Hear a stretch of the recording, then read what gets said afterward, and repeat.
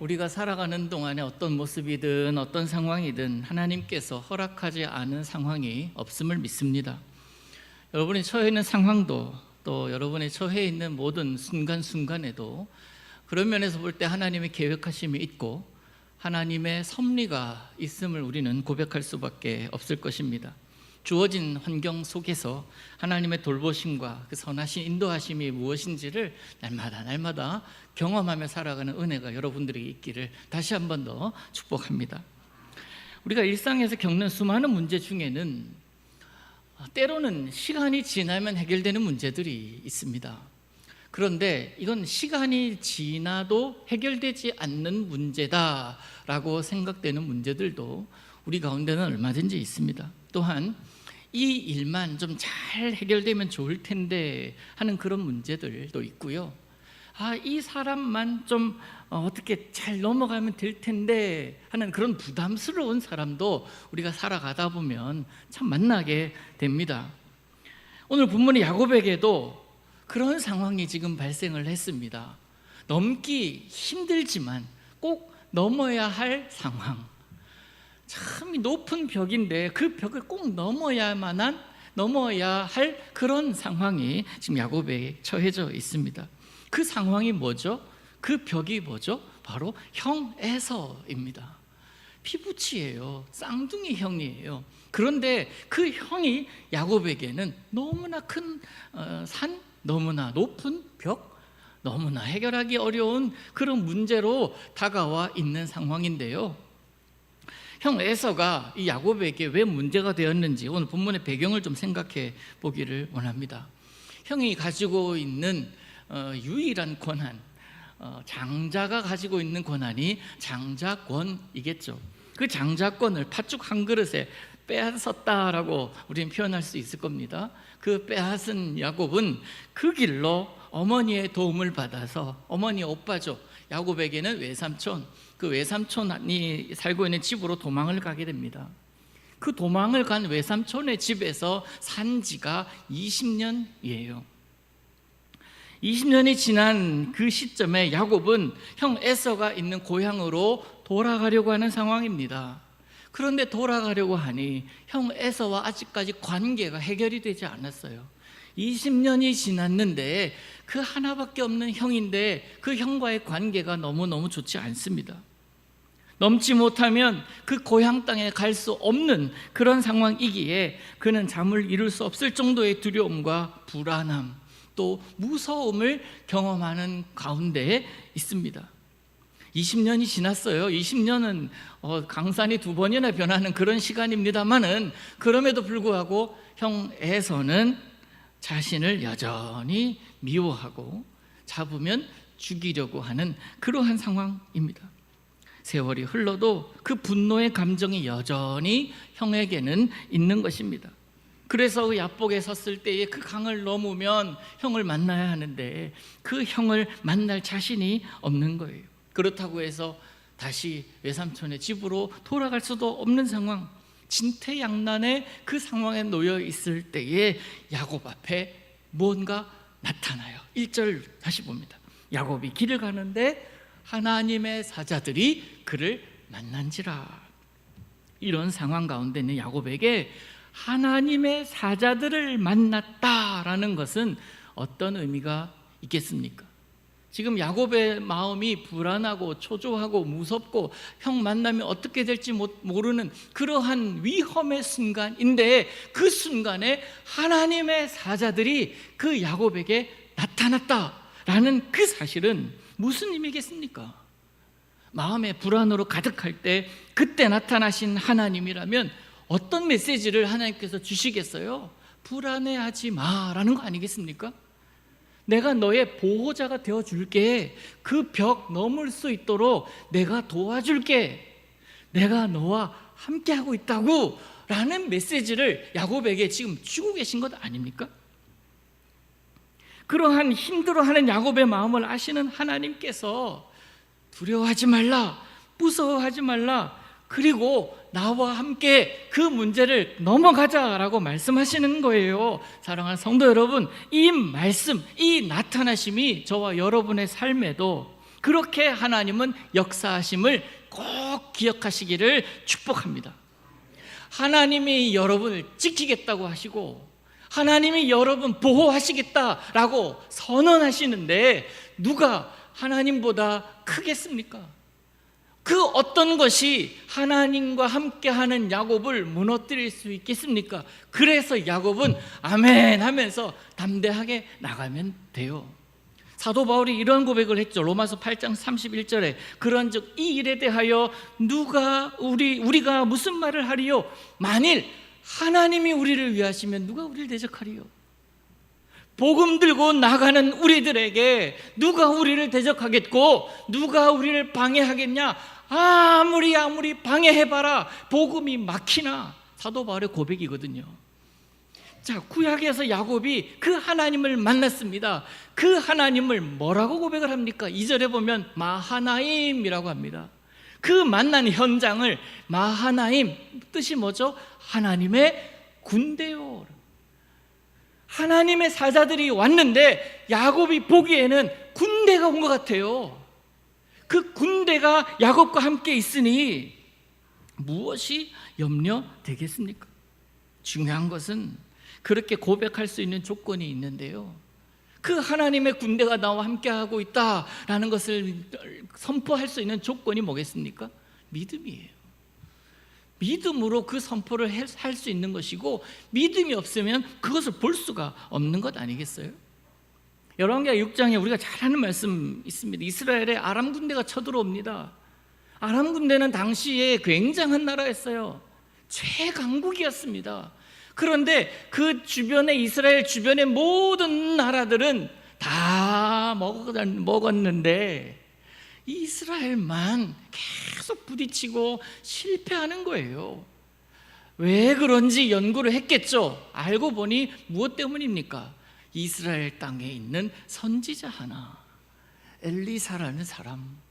그 엘리사가 우리가 전진하는 모든 곳에 그가 올 것이다라는, 아람 군대가 올 것이다라는 얘기를 해줍니다. 이스라엘 군대가 곳곳에 진을 칩니다. 그곳을 향하는 아람 군대를 다 쳐서 이스라엘 땅을 밟지도 못하게 하잖아요. 그러니까 아람 나라의 왕이 뿔따구가 난 거죠. 그러면 어떻게 됩니까? 그 땅은 우리가 침범할 땅이 아니네.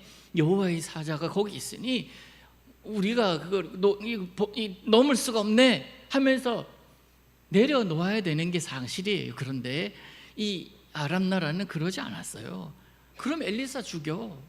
엘리사 잡아서 내 앞으로 데리고 와. 그래서 엘리사를 잡으러 도단성으로 가잖아요. 온 군대가 다 갑니다.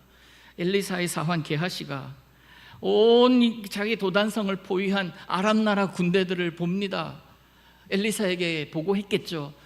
내 주여, 어찌하리까? 우리는 이제 죽었습니다. 지금까지는 잘 버텼는데 진짜 이제 우리 죽이러 왔으니 이제 우리는 도망갈 길도 없고 이길 힘도 없으니 이젠 다 죽었습니다. 게하시 말은 그런 거잖아요. 현실적으로 우린 죽었다. 근데 엘리사가 어떻게 반응합니까? 기도해요. 기도하는데 어떤 기도를 합니까? 네, 주님, 저의 눈을 열어서 보게 해달라고. 눈을 열어서 보게 해달라고 하는 게 뭘 봅니까? 그 아람 나라의 군대보다 훨씬 더 많이 도단성을 싸고 있는 하나님의 군대를 봐요. 불말과 불병거가 온 산에 가득함을 봅니다. 그러면서 선포하죠. 우리와 함께한 자가 훨씬 많으니 두려워하지 말라. 게하시 입장에서 볼 때에 전혀 현실적이지 않습니다. 이거는 말도 안 되는 이야기예요. 그 문제에 대한 해답이 될 수 없습니다. 그런데요, 믿음의 눈을 뜨기 전이었기 때문에 말이 안 되는 거예요.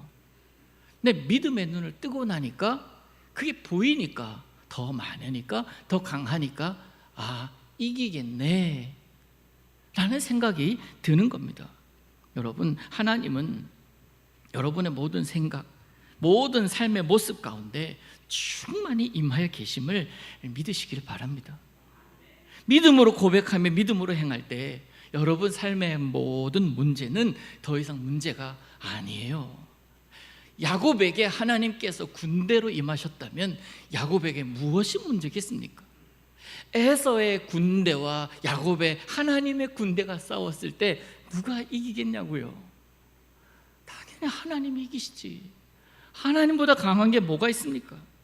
하나님의 군대와 함께 나아가게 된 야곱, 이제 아무 근심 걱정 없이 에서에게 나아가면 됩니다. 야복강 건너면 돼요. 그런데 3절 이후에 어떻게 하는지 아세요? 하나님의 군대 마하나임을 선포하고 난 다음에 자신의 생각을 적용해요. 자신의 소유를 반으로 나눠가지고 먼저 보내서 다음 또 보내서 에서의 반응을 보려고 합니다. 하나님의 방법일까요? 이게 하나님의 뜻일까요? 32장은요 1절과 2절만 있었으면 참 좋았을 것을 3절 이후에 자신의 생각과 자신의 계산이 들어가기 시작해요. 하나님께서 함께 하겠다라고 말씀하셨는데 현실을 보니까 두려움이 확 밀려옵니다. 형 에서가 자신을 죽이기 위해서 400명의 군사들을 데리고 동원해서 오고 있다는 소식을 듣습니다. 여러분 잘 생각해 보세요. 그래, 내가 믿음으로 살아야지. 내가 은혜 받았으니까 은혜로 살아야지. 이 찬송가 가사 하나하나가 어쩜 그렇게 내 고백과 똑같은지 내가 이 찬송가 고백대로 살아야지. 그렇게 결단하고 그렇게 나아간다고 선포하고 모든 것을 이기는 것은 믿음이다 라고 이야기를 하며 은혜가 내 아픔보다 더 크고 은혜가 내 상처보다 더 크고 은혜가 내 서운함보다 더 크니까 난 은혜로 살아야지. 그렇게 고백하고 굳게 다짐하고 나가지만 문제가 확 또다시 밀려올 때요 그 은혜는 어디 갔는지 몰라요. 그 믿음의 고백은 어디 갔는지 몰라요. 그러면서 이 상황을 도와줄 사람이 누구지? 내가 어떻게 이걸 이겨야 하지? 라고 생각하는 게 우리 사람이다라는 겁니다.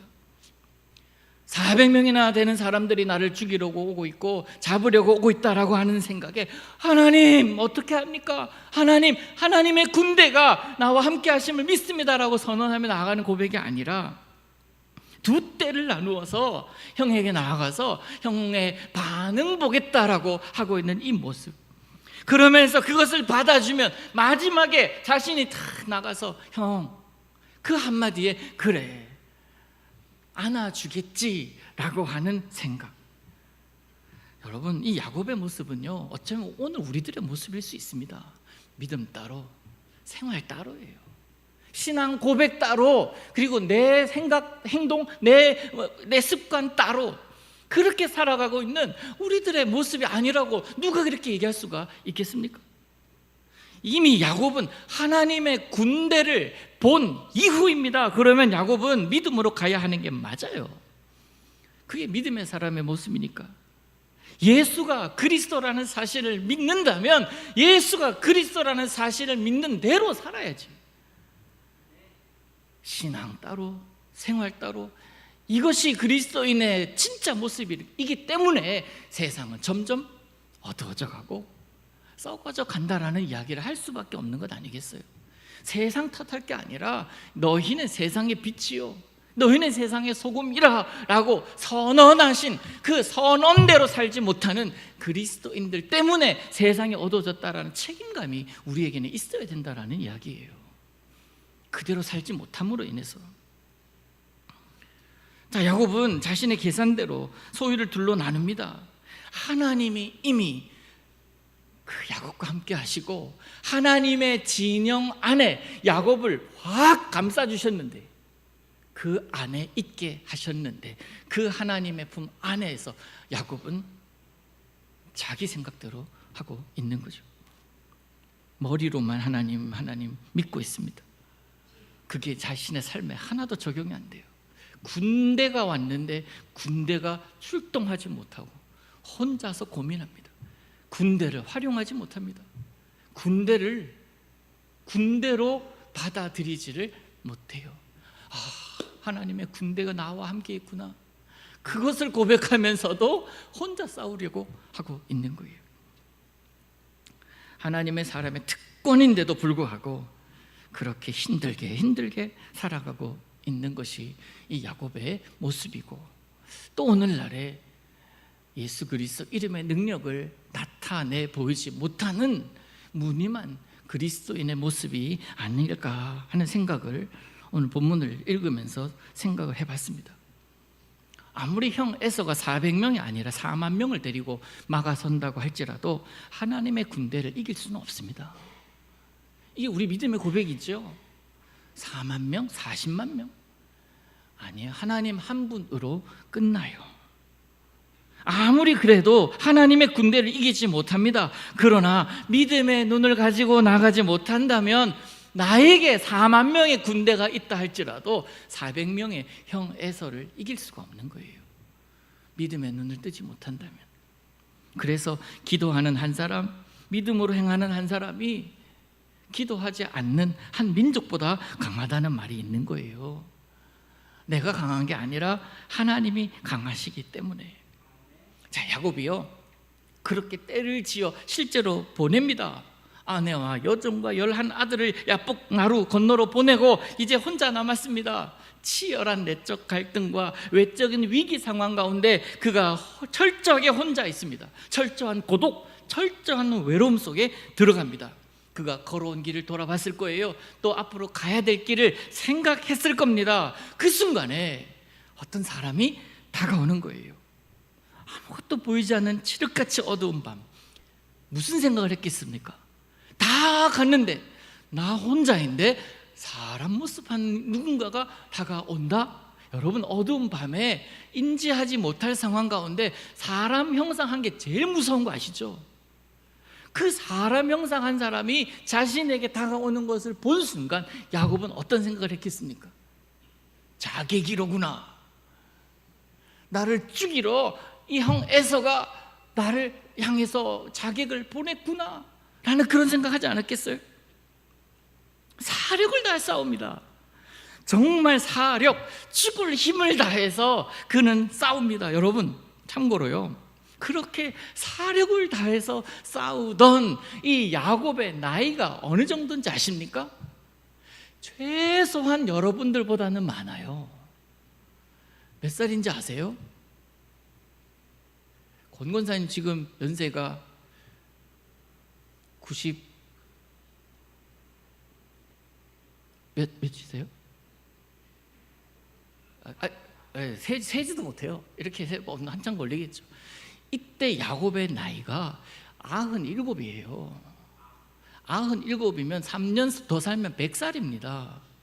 이 어르신이 싸우고 있는 거예요. 자객과. 그러니 네가 죽으나 내가 죽으나, 내가 지금 죽으나 이따가 죽으나 한판 붙자는 거예요. 97 어르신이 지금 싸우고 있는 겁니다. 역으로 계산해 보면 그래요. 청년의 때가 아니라고요. 형의 장자권을 가로채고 하란으로 도망갈 때가 77세였습니다. 20년 살았잖아요. 돌아오고 있어요. 97세 맞잖아요. 계산해 보면 그래요. 그 나이인 야곱임에도 하나님이 지금 계속 훈련시키시는 이유, 97세 어르신을 연단시키시는 이유가 뭐겠습니까?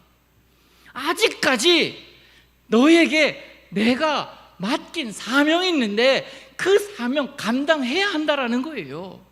사명 감당하려면 훈련 필요하고, 사명 감당하려면 연단이 필요한데 그것 지금 하자라는 겁니다. 그러면서 자객의 모습으로 이 야곱에게 다가온 거예요. 내가 지은 그 땅에서, 네가 가야 할 그 땅에서 너 할 일 남아있다라는 겁니다. 여러분, 그래서 우리 중에 나이가 어느 정도 되었기 때문에, 또 나는 현역에서 은퇴했기 때문에, 그것 때문이 이유가 된다면 여러분 각성하셔야 돼요. 97세 된 어르신에게 다가오셔서 싸움 걸고 계시는 하나님의 모습을 보면 적어도 여러분, 제가 알기로 97세 이하인 젊으신 분이세요. 하나님이 여러분에게 연단시키시고 문제를 주시고 어려움을 주시고 몸에 아픔을 주시는 것, 내가 나이가 들어서 그렇지가 아니라 한 번쯤은 돌이켜서 생각해 보자고요. 이것이 하나님께서 나에게 원하시는 뭔가 뜻이 있나? 우리 가운데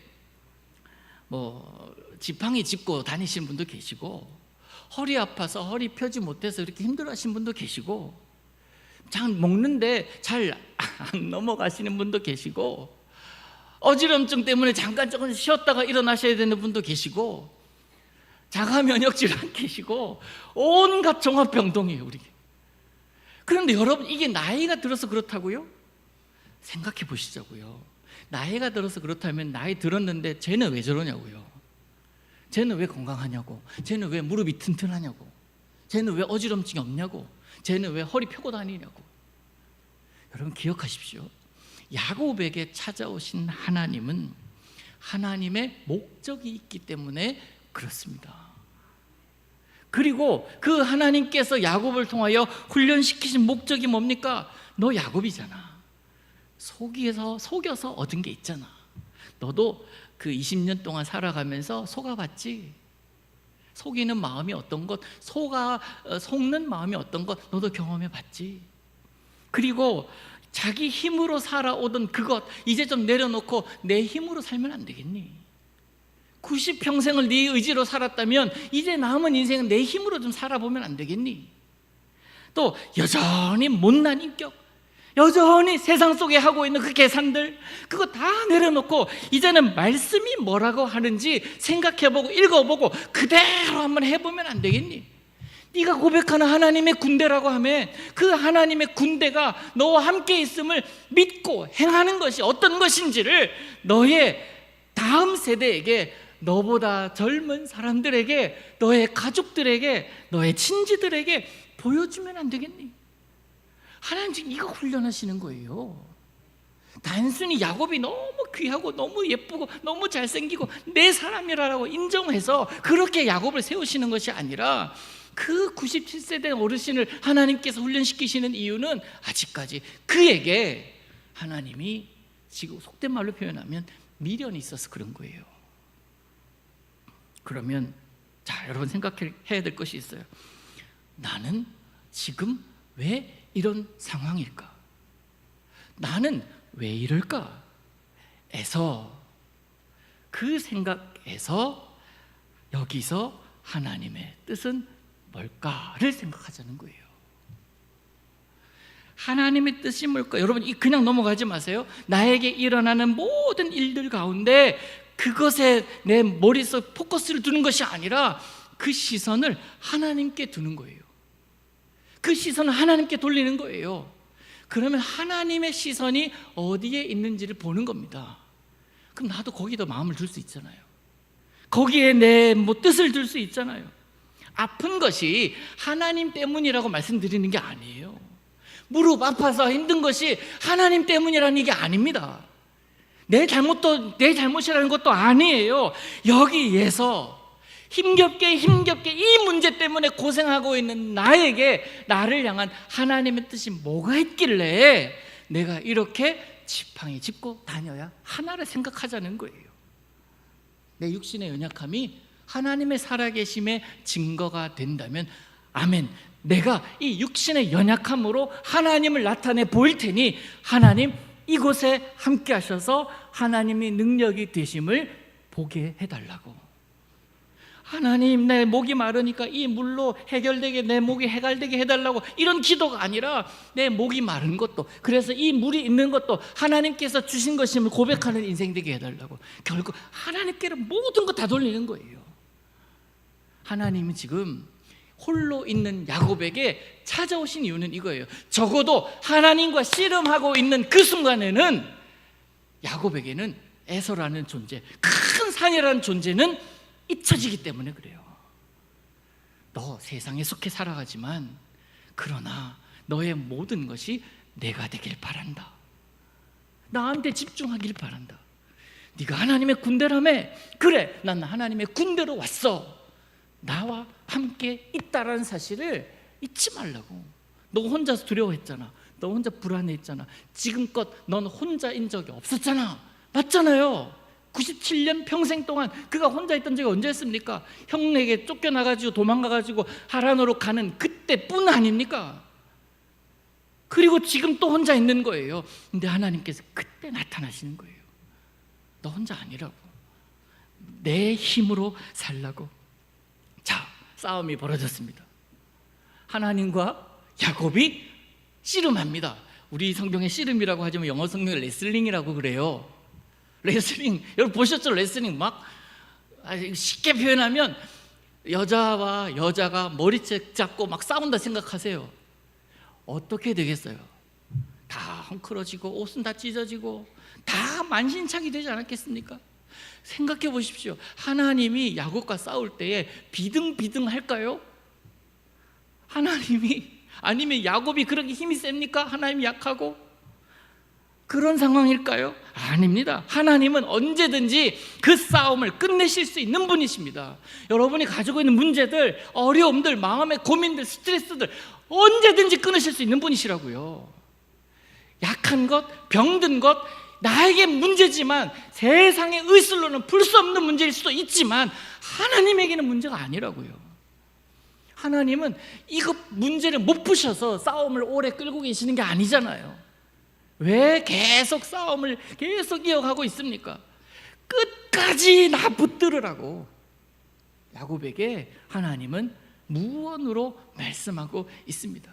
그래서 질 듯 말 듯 이길 듯 말 듯 그러면서 계속해서 밤이 새도록 싸우게 하고 있는 겁니다. 힘이 다 빠질 때까지. 그러면서 결국 내가 하나님임을 고백하게 할 때까지. 마침내 하나님은 끝이 되었다라고 판단하신 것 같아요. 그의 힘의 근원을 쳐버리세요. 허벅지 관절을 치십니다. 뭐가 돼요? 야곱 그 이후로 장애인이 되어 살아갑니다. 쩔뚝거리면서 살아갈 수밖에 없었을 겁니다. 자, 상대가 넘어졌을 때 자객이라면 넘어졌어요. 죽여야 되는 게 맞죠. 죽이지 않고 서둘러 떠나려 합니다. 야곱은 그제서야 눈이 떠져요. 그러면서 참패를 당하고서 온몸에 만신창이 되어서야 드디어 그가 하나님임을 보게 돼요. 그러면서 붙듭니다. 쩔뚝거리는 인생이지만 하나님 붙드는 인생으로 바뀌게 된 결과가 바로 그곳에서 일어난 거예요. 하나님이 야곱을 버리셨습니까? 다 싸우고 난 다음에 장애인을 만들기 위해서 하나님이 야곱에게 임하셨냐고요? 결코 그런 거 아니거든요. 야곱이 하나님을 붙들었습니다. 그리고 새로운 축복을 구합니다. 이 관절, 이 허벅지 관절 하나님 부셨으니까 하나님 나 이대로 쩔뚝거리면서 살 수는 없잖아요. 하나님 회복시켜 주세요 라는 기도가 아니에요. 그가 구한 복은요, 주여 나를 떠나지 마소서. 나를 떠나지 마소서. 그게 축복 구한 거예요. 이거 회복시켜 달라는 게 아니라, 내 어지럼증 없어지게 해달라는 게 아니라, 내 이 우울증이 떠나가게 해달라는 거 아니고, 내가 가지고 있는 병이 낫게 해달라는 것이 아니라, 하나님 떠나지 않기를 원합니다. 하나님 나를 떠나지 말아주소서. 그랬더니 하나님 그에게 새로운 이름을 주셨습니다. 속이는 자에서 이스라엘로 바꿔준 거예요. 네가 나 만난 거야. 그 증표야. 이스라엘이란 뜻이 하나님과 겨루 이겼다라고 오늘 성경에 나오잖아요. 그 뜻도 있지만, 이스라엘이라는 뜻이 그 뜻이지만, 네가 나 만났어, 그 뜻이에요. 하나님 만난 사람. 아이러니하지만 쩔뚝거리게 된 것이 하나님을 만난 징표가 된 겁니다. 그게 은혜가 되는 순간이에요. 이스라엘이 된 야곱, 이제는 내가 너의 주인이라 라고 선언하신 그 하나님과 함께 하는 순간이 된 거예요. 이전에는 머릿속에서만 하나님의 군대라고 이야기를 했고 하나님을 그렇게 선포를 했지만, 이제는 실질적으로 나와 함께 하시는 하나님. 그래서 후대 사람들이 뭐라고 얘기합니까?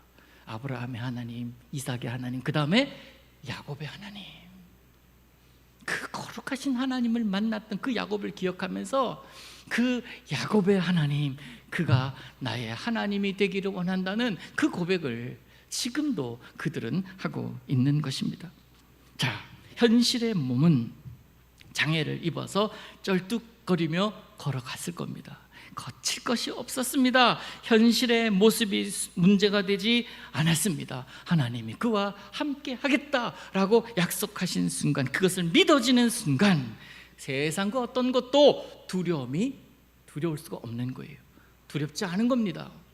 비록 머리가 완전히 산발이 되고 옷은 다 찢어져서 어떻게 막 수습할 수 없는 그 상황에 놓였다 할지라도 내가 하나님과 함께 있으니 뭐가 두렵겠노 하면서 나가는 거예요. 그렇게 그 모습으로 에서를 만납니다. 에서가 분노의 마음 가지고 그렇게 기다리다가 쩔뚝거리면서 완전히 만신창이가 된 거지꼴 되어서 오고 있는 저 노인을 바라보니 마음이 녹아진 것 같아요. 죽여야겠다라고 하면서 이 400명의 군사를 데리고 갔는데 그를 보고 눈물을 흘려요. 하나님의 방법은 내 계산과는 완전히 달라요. 하나님의 계획은 우리의 계획과 완전히 다릅니다. 그래서 여러분의 인생 가운데 하나님이 필요한 거예요. 문제가 너무 크고 벽이 너무 높아서 나는 갈 수 없습니다 하나님라고 이야기할 때에, 하나님 이 문제 가운데 내가 서 있습니다, 하나님 어떻게 해야 됩니까? 라고 했을 때 하나님은 나를 달랑들어서 옮기실 수 있는 분이시기도 하지만 그 벽에 길을 내시는 분이시고 문을 달아주시는 분이세요. 내가 볼 수 없었던 문, 내가 미처 깨닫지 못했던 문, 그 문이 보이는 거예요. 그래서 하나님은 우리에게 예수님을 통해서 말씀하십니다. 내가 곧 길이요 라고 하는 거예요. 그 길로 가자는 거예요. 그 길로 갔을 때 실패가 없어. 사람들은 우리가 가는 그 길, 때로는 주님과 함께하는 그 길이 비아 돌로로사, 십자가의 길이라고 얘기를 하잖아요. 고난의 길이라고 하잖아요. 때로는요 산을 그렇게 꼬불꼬불 넘어가야 될 길일 수도 있습니다. 그런데 옆을 보니까 터널이 뚫려가지고 막 달리는 차들도 많다고요. 근데 왜 너는 그 길로 가냐, 이 바보 같은 거사 라고 사람들은 생각할 수가 있으나, 그게 나다 라고 하는 그 음성 듣고 그 길로 가면 그 길이 나에게는 시온의 대로가 되는 거예요. 결국 그 길이 나로 하여금 승리를 경험하게 하는 길이 된다라는 것입니다. 하나님의 해결 방식은 우리가 상상할 수가 없습니다. 그래서 우리는 그분을 전능하신 하나님이라고 부르는 것 아니겠습니까? 사랑하는 성도 여러분, 나로 하여금 낙심하게 하고 내 마음을 어렵게 하는 것에 대해서 마음을 너무 많이 두지 마시기를 바랍니다. 비율로 따지자면 하나님께 더 마음을 많이 두시기를 바라요. 아예 안 둘 수는 없습니다. 세상 살아가는 동안은 문제 경험하지 않을 수가 없어요. 그런데 거기에 너무 마음을 두다 보면 내가 하나님을 생각해야 할 때에 하나님을 생각하지 못하게 될 수도 있으니 어찌 살아야 합니까? 내가 함께 있다는 것도 알잖아. 알미 믿음의 행함으로 나타나기를 바래. 내가 같이 있는데 그렇게 고백했잖아. 그런데 왜 내가 너의 삶에 드러나지 않는 거야? 그래서 우리의 고백 나중에도 하겠지만 두려움이 있을 때에 그 두려울 때 두려운 상황만 보면 계속 두려움은 커지기 마련이에요. 비결을 가르쳐 드릴게요. 두려움이 변하려면 뭘 해야 돼요? 기도하면 돼요. 그래서 고백합니다. 두려움이 변하여 기도가 되고 근심이 변하여 찬송되는 거예요. 이게 예수 믿는 사람입니다. 이게 하나님의 사람들이라고요. 이게 교회 다니는 사람들의 모습이에요. 근데 그런 모습으로 살지 않고 교회 다니면서 예수 믿으면서 세상의 방식과 똑같이, 야곱이 그랬잖아요. 때를 나눠가지고 먼저 보내고 해서 분위기 파악하고, 아이고 모자라나 보다, 조금 더 드릴게요. 이게 세상의 방식이. 세상은 그것으로 만족합니까? 나의 모든 것을 빼앗으려고 하는데, 나의 가지고 있는 것뿐만 아니라 가지지 않은 것까지 나를 통해서 가지려고 하는 게 세상인데, 끊을 수 있어야죠. 언제 끊어요? 처음부터 끊어야죠. 무엇으로? 예수의 이름으로.